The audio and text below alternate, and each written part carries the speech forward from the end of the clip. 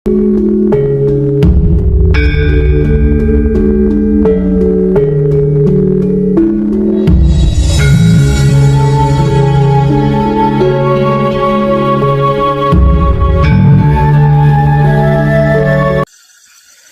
Islam, merasa Muslim. Para kadang kinasiku sekalian, di dalam pengkajian diri sejati di era milenium ini, teliti dan jelilah, buka pikiran, buka hati, dan buka syahwat dengan kesadaran yang sesadar-sadarnya. Jangan mudah percaya kalau belum mengalami dan merasakan sendiri, serta menyaksikan sendiri ada banyak jebakan emen di dunia ini yang dibuat oleh para ahli politik zaman dulu, bahkan saudara-saudari kita sendiri di zaman sekarang yang belum tercerahkan. Rasulullah Shallallahu Alaihi Wasallam bersabda, urusan dunia engkau lebih tahu, tata cara beribadah ikutilah caraku. Yang menjadi beberapa pertanyaannya sekarang adalah, bila pegangan kita Al-Quran dan Sunnah Rasulullah, kenapa kita tidak mengikuti tata cara beribadahnya Rasulullah ketika di Gua Hira? Apa yang dilakukan Rasulullah di Gua Hira sehingga beliau bisa menerima wahyu Allah? Waktu itu belum ada Al-Quran dan tata cara sholat seperti sekarang loh. Kenapa tidak bertafakur di Masjidil Haram? Kenapa Rasulullah menetap di Madinah, tidak kembali ke wilayah Mekah? Apakah karena Mekah sebagai wilayah musuh bebuyutan Nabi Muhammad?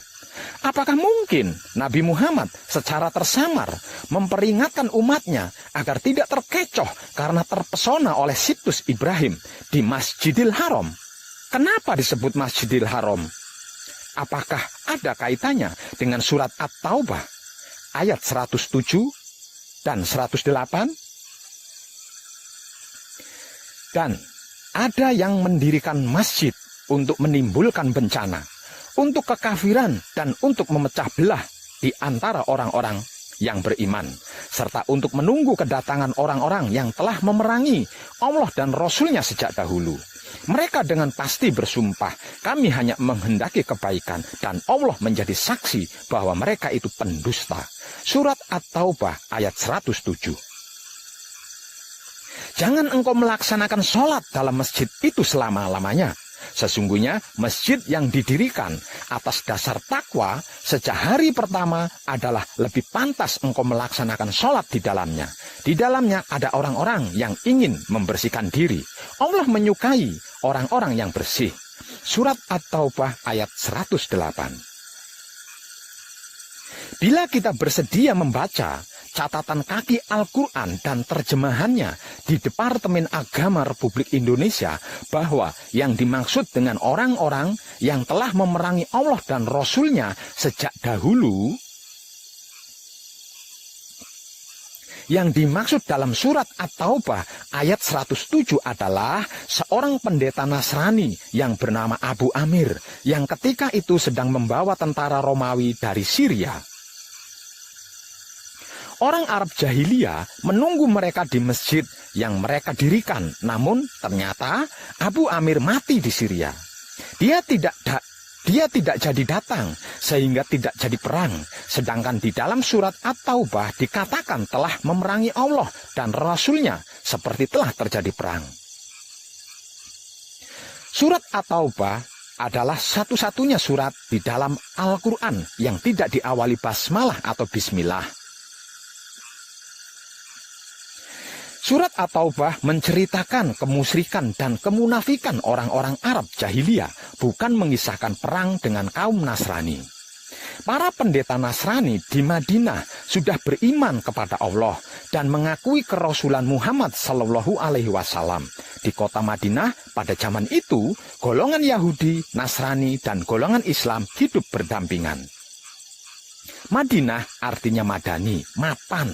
Apakah mungkin pendeta Nasrani Abu Amir yang sudah beriman kepada Allah mau bersekutu dengan golongan penyembah berhala? Pada zaman jahiliyah, konon kabarnya bangunan utama di kota Mekah adalah Masjidil Haram.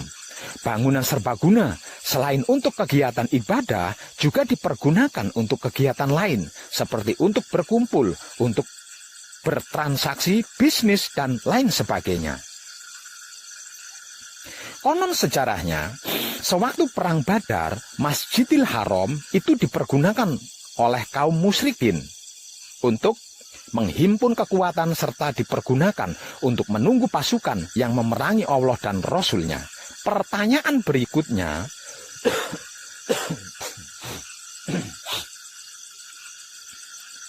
benarkah Allah melarang sholat di Masjidil Haram? Seandainya benar Allah melarang sholat di Masjidil Haram, ini luar biasa, bro. Karena berarti selama ini umat Islam terkecoh. Dan tenang, Romo. Para kadang kinasiku sekalian, coba renungkan ini.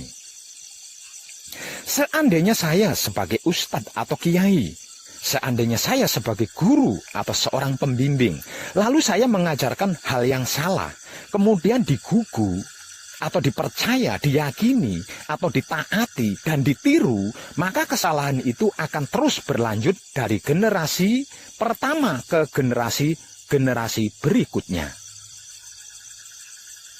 Lalu pertanyaannya, bagaimana dengan dosanya saya? Katakanlah, bagaimana pendapatmu jika itu datang dari sisi Allah, kemudian kamu mengingkarinya? Siapakah yang lebih sesat daripada orang yang selalu berada dalam penyimpangan yang jauh?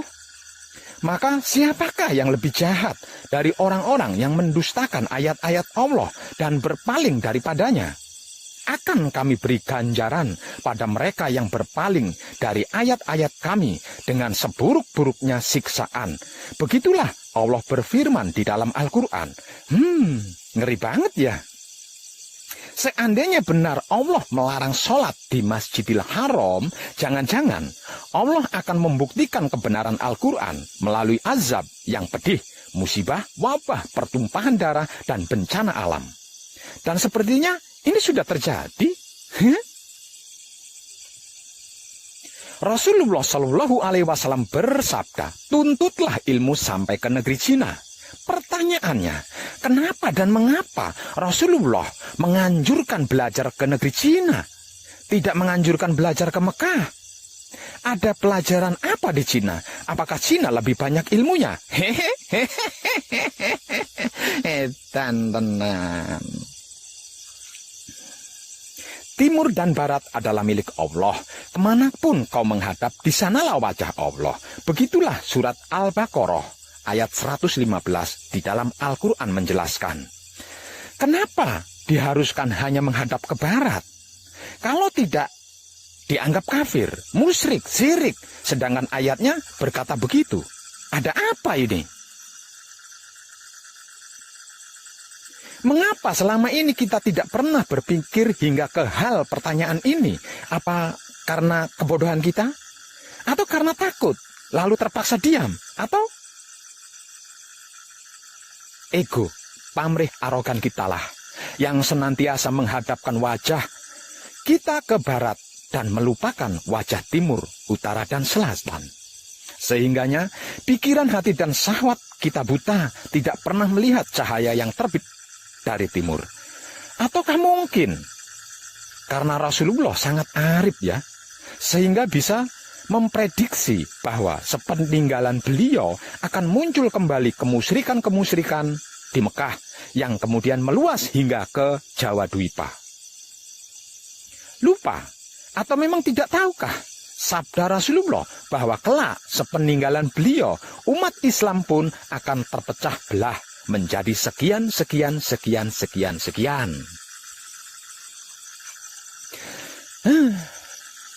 Ternyata benar kan? Setelah beliau dan para sahabatnya wafat, muncul ilmu fikih, ilmu usuluddin, ilmu kalam.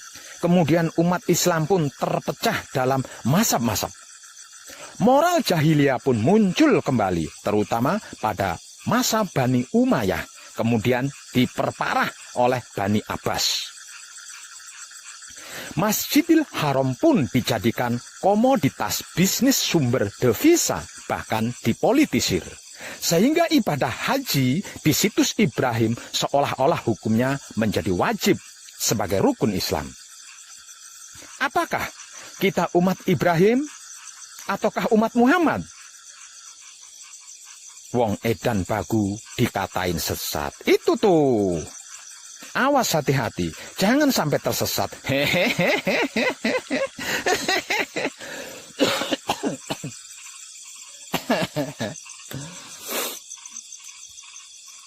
Edan tenan. Barang siapa mengenal dirinya, maka dia mengenal Rabb-nya. Barang siapa mencari Allah keluar dari dirinya sendiri, maka dia akan tersesat semakin jauh. Berarti bila kita mencari Allah ke Mekah, India, Cina, Inggris, Jawa, apakah akan tersesat? Adakah ayat-ayat Al-Quran dan kitab-kitab yang lain yang menyatakan Tuhan ada di Mekah, India, Cina, Inggris, Jawa, dan lain-lain? Sucikanlah rumahku, janganlah kamu mempersekutukan aku dengan apapun. Sucikanlah rumahku, rumahku yang dimaksud tidak dikatakan di Mekah, India, Cina, Inggris, Jawa, dan lain-lain sebagainya. Yang pasti, kita tidak boleh mempersekutukannya dengan apapun. Dan yang jelas, aku bertahta di dalam Baitul Ma'mur yang berada di dalam kepala Adam. Aku bertahta di dalam Baitul Muharram. Itu rumah tempatku berdiri di dalam dada Adam. Aku bertahta di dalam Baitul Muqaddas atau Maqdis yang merupakan tempat suciku yang berada di dalam kelamin Adam. Apakah ini kurang jelas atau tidak jelas?